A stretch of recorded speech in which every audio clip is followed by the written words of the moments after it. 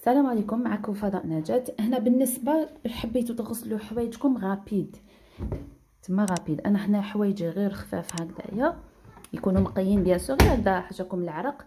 الوغ واش تروحوا ديروا هنايا هاي ديك لافاج غابيد تلقاوه نورمالمون في كامل الالات الغسيل. انا تاعي هذه غايله، درت لكم شحال من مره عليها فيديو. هاي ليك لافاج غابيد 15 دقيقه.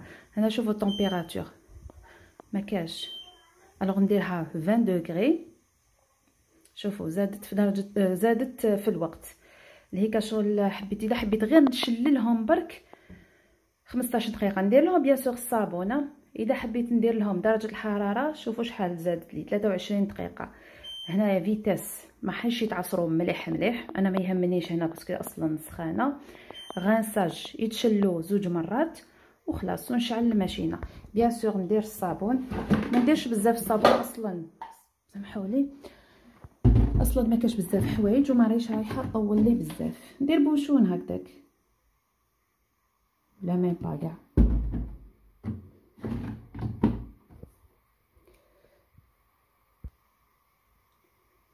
فوالا هكذا ونحطها نغسل.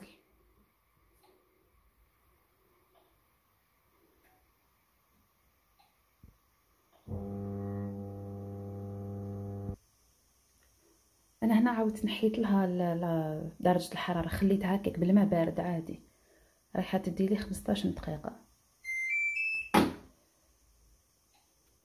وهنايا بالنسبه للناس اللي قالوا لي صوري لنا الصوت واهتزاز تاع الماشينه، شوفوا انا هنا راني لاصقه فيها باش راكم تسمعوا هذا الصوت والاهتزاز. راني بالعاني نصور لكم في الحيط وهي باش تشوفوا بلي ماهيش تزغد.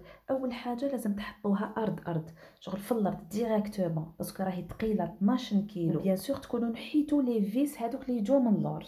مره واحد المشتركه خلات لها هذاك الكرتون اللي من تحت هذاك الفركي هذاك، يا هذيك الماشينه تجي تجري عندها، خاص غير تعلقها نحييها من هذا المنظر. وكي نغلق الباب تاع السال دو بان ما نسمعش كامل الماشينه، حتى كل خطره نقعد ندخل نشوف اذا تمشي ولا لا.